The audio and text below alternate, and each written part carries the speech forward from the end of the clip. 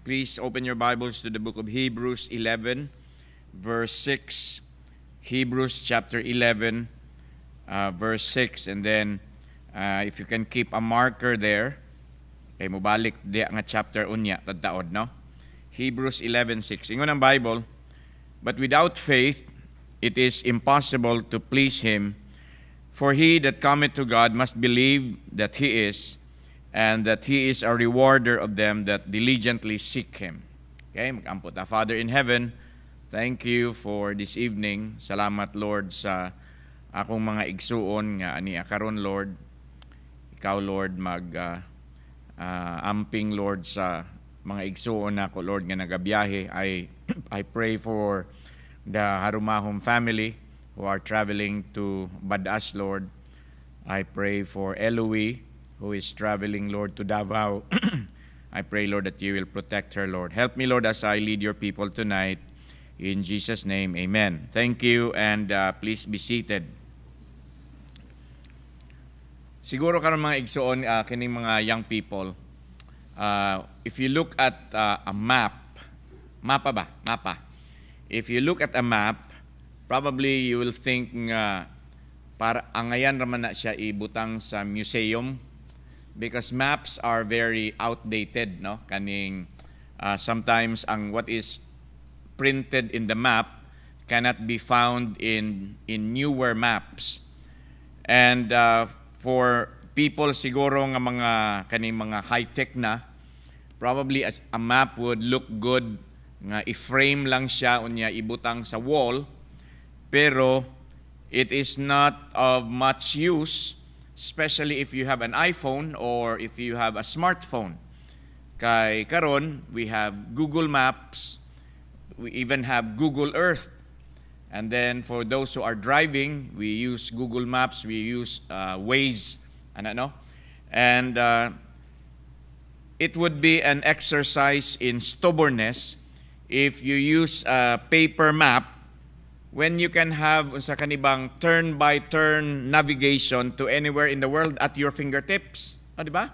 Tanawa ng kuan ang kanang imong cellphone na ay turn-by-turn na in 50 meters turn to the right, ana man na, in 100 meters exit to the left, na ay mga ingon ana. And yet there is something nice kana bang murabag nostalgic kunuhay if you are holding a map. There are times when in the course of my study for preaching, I would go to the library and then I would get one of the encyclopedias dito. Like for example, I want to look at the map of Asia. Kuhaon na ako ang letter A. Unya akong tanawon ang map of Asia, because for me it is still of good use, no? Although I can have the world map in front of my computer screen, but it is somehow nostalgic, and for me nindot gihapon nga magtan-aw og mapa nga kining detailed, no? And so we have Google Earth. Like for example, I remember the time when we were preparing to go to Japan, katong ako, si Russell, si Maiko, si Kim. When was that? 2 years ago. We were preparing to go to Japan, and then gitanaw namo sa Google Earth. Tanawa daw unsay palibot ana nga hotel. So tanaw nila ni Maiko nga, ay maayo kay na ay 7-Eleven, ana no? Maayo kay na ay Family Mart. Oy, duol ra man di kaayo sa train station. Very good. Sige, kanaan lang atong kaon nga hotel. So it's because of technology that we can see in the map. And if we use kinibang Google Maps or Waze, if you're driving, you will know nga dinha sa unahan na ay gasoline station, no? Or naa sa unahan ang Petron, or naa sa unahan ang Shell, or there is, if you are in the highway, if you are in Japan or the US or Australia, na ay rest area din na sa unahan where you can have Starbucks, you have Krispy Kreme, you can have groceries na ay mga kaning souvenir shops. So it is nice mga kaigsuunan to look at these maps because we know what is ahead, di ba? And many times mga kaigsuunan, when we think about our life, when we think about our future, gusto nako nga tagaan ko sa Ginoo og digital map so that I will know nga ay naadi ay bagyo din ha, ay naadi ay ko'y problema diha sa unahan, ay naadi ay mangaway sa ako next year, ay mabulasot di ay ko aning kung diri ko moagi. Kana bang I want the Lord to give me a digital map of my life so I will know when to turn, when to stop, or when to rest. Kay ay na ay 7-Eleven sa unahan, no? Ay na ay hotel din nga cute kayo, di na lang ta mag-overnight. So gusto nako nga na ay mga maps because mga kaigsuunan, we want to see the twists and the turns sa atong kinabuhi, and we could be prepared for a problem. For example, nga pagtan-aw nimo nga ay 10 kilometers from here, there will be a problem. Mauni nga problem. Kay makita man nako, i-zoom man dayon nako, di ba? Ana man ta sa atong nga cellphone, i-zoom unsa may naa dinhi. Oh. So you will know nga ay naa day disgrasya din ha. Muli kay ta din ha. So gusto nako na ay ingon ana parang kung na ay problema ahead, I will know what to do. Or I will know kung asa ko mulikay. And then I want to know in advance what lies before me. And I want to have a sense of certainty when I travel, when I go along with my life. Pero mga kaigsuunan, God doesn't do that. God will never give us a digital map of our lives for 3 reasons. Number 1, God is more interested in who you are becoming than where you are going. Okay?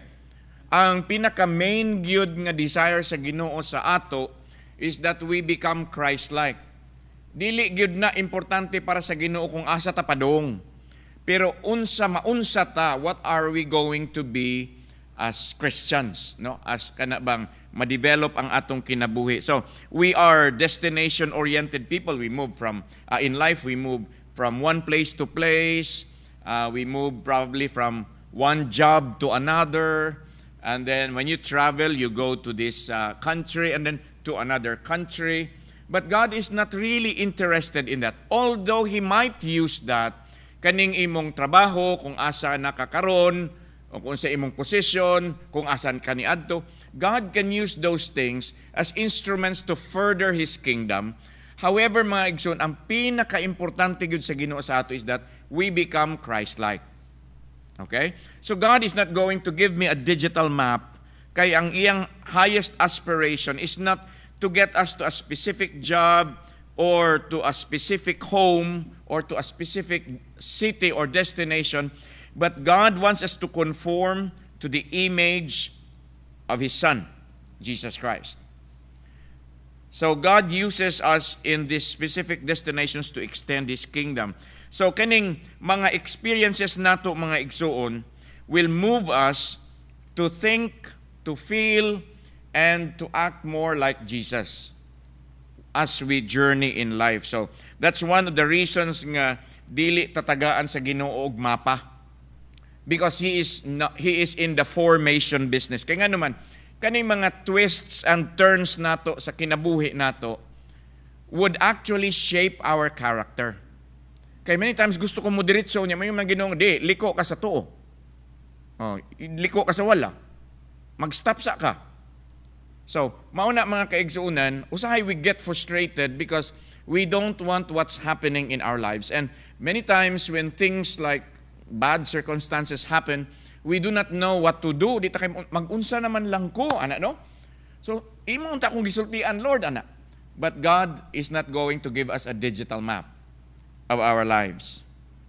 And then number 2, faith is more valuable to God than absolute certainty. Gusto man gud nato kung naa man gud tay mapa na ay absolute certainty, like if you are using Google Maps or if you those of you who go to Manila or Cebu or Davao or kaning cities with Grab or Uber, o di ba? You will know nga gasunod ang taxi or kanang nga car sa imong destinasyon.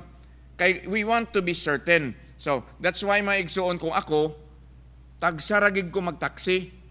Kay nga no, I know in some cases mas mahal ang Grab, pero ang Grab manggod, pag book nimo, you will know how much you're going to pay.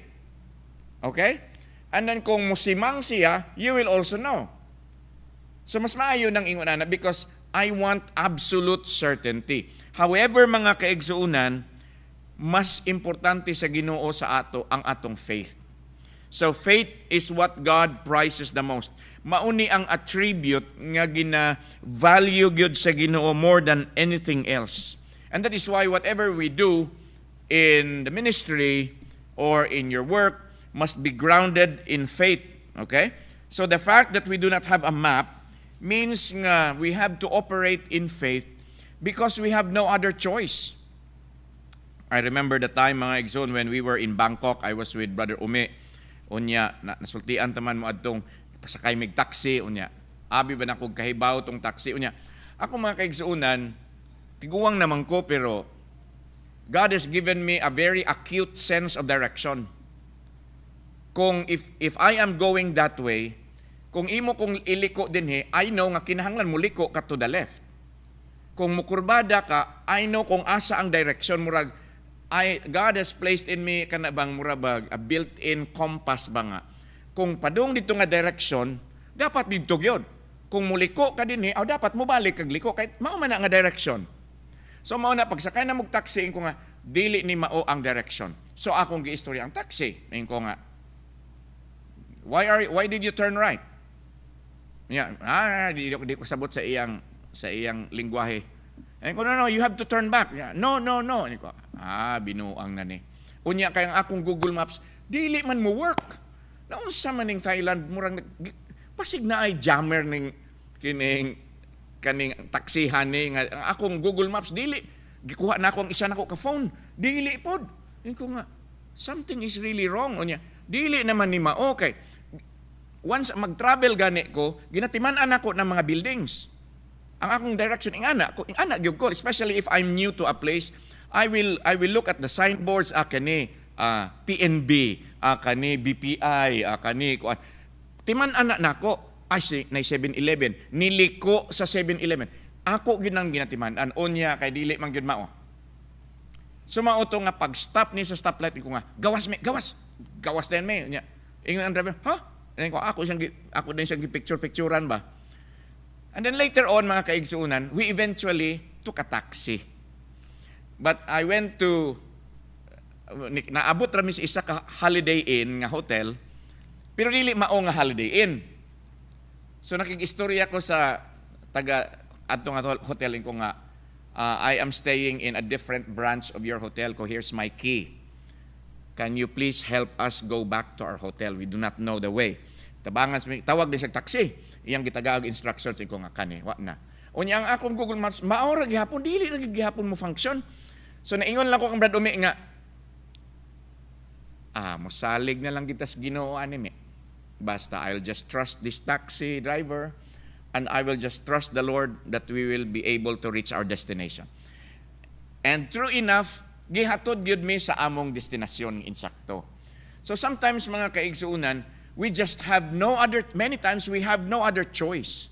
But you just need to trust the Lord. So ako, di man mo obra ang akong Google Maps. Ang duha gina ko ka phone, ang akong pang Pilipinas, unya akong pang abroad nga phone, dili man gyud mo obra. So no choice. So niyo ko ang Brad Umi, magsalig na lang ta sa Ginoo. All the while I was keeping on praying, Lord, ihatod milong kay nakulbaan ko kay naam ko'y dahang nga kwarta, unya, naa sa amo ang mga passport, ang namo, unya, magkinaunsa ni ron, ana ba? So, anyway, mao na mga kaigsuunan nga, faith is very important. Hebrews 11:1, unsa giingon sa Bible, now faith is the substance of things hoped for, the evidence of things not seen. So, the writer of Hebrews is saying that faith is being sure of what we hope for, and faith is being sure of what we do not see. Are you following? Okay. Pero but what exactly are we sure of? Unsa magining butanga kanang sigurado ta? And then what exactly are we certain of? it is not that we know the way as if we have a map. Wala mga kaigsuunan. But ingon ani man God, our certainty is not in our destination, but in the one that is leading us. Okay? So dili ang certainty ang imong destination. Like for example, this coming Tuesday, I'll be taking a plane. My destination is Metro Manila, Manila Airport. But dili na siya mahitabo kung dili ko diha ilid sa Ginoo. So, mag-agad ragid gihapon ka sa Ginoo. So the third reason why God doesn't operate in maps or why He will not give us a digital map, because we are not following a map but a person in life. Okay? As you do your Christian life, you do not follow a map. You follow the Lord. So, mauna mga kaigsunan, ultimately, God wants us to follow Jesus. This was the basic call of Christianity. And until today, it is the basic call of Christianity. Itong unang panahon, ingon si Jesus Christ sa mga disciples, follow me, and I will make you fishers of men. Yan, napo siya gingan, follow me, follow me. So, daghay nag-follow kang Jesus Christ. Wala pa yung mga mapa-mapa tong unang nga imong sundon. Kaya nga naman, naaman si Jesus Christ. Karon mga igsoon, we are so high-tech that we want we want to see what is ahead. Like for example, mga kaigsunan, it is very good to ride in a very new plane. Okay, for instance, ang pilot, naamagod na sila Doppler radar, na sila look-down radar, na sila terrain following radar, weather nga radar. So they all have those radars in their cockpit, no? And then, muingon dayon, wala pa na gauyog ang eroplano, ha? Muingon ang pilot nga, i-on na din niya ang seatbelt sign. Wala pa na gauyog. Muingon din ang pilot nga, muingon din ang stewardess nga, we are about to experience turbulence. Would you please make sure that your seatbelts are fastened and remain seated? Ana siya. Naapoy eroplano nga, grabe ng uyog, maupay pag turn on sa, ko nga, asa mang radar, ane? Naunsa man yung pilot na natog, no? So, dapat ingon ana ang pilot. Because kita mga igsoon, we want to see what is ahead. Ana man ta, di ba? Mao na nga ako, di kay ko ganahan mo drive og gabi kay di kay ko kakita og layo. Di ba? Unya, sugatan pag yung kag driver nga, way puangod nga, pirting hayaga sa highway, mag-high beam ragid gihapon. So I cannot see far ahead. But I want to see far ahead. Dili ko gusto magsunod og dako nga truck because I cannot see ahead. Human as we are, ingon ana ta.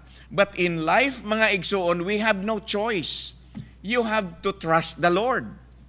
We are not following a digital map. It is the Lord Himself. So, we do not know where the Lord is leading, and we do not know all or even most of what we will encounter. And the road in following Jesus will not always be easy. Pero mga igsuon, when you are confused about the way forward, you can trust the Lord. When you are confused on where to turn, left or right, you can trust the Lord.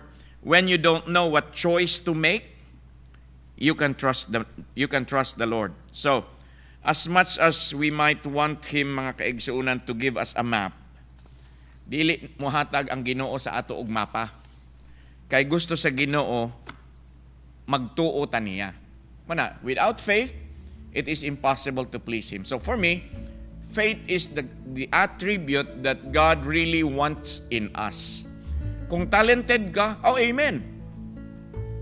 Pero dili na malipay ang Ginoo kaayo ana. Ang makahatag yun og kalipay sa Ginoo kanang naakay pagsalig sa Ginoo.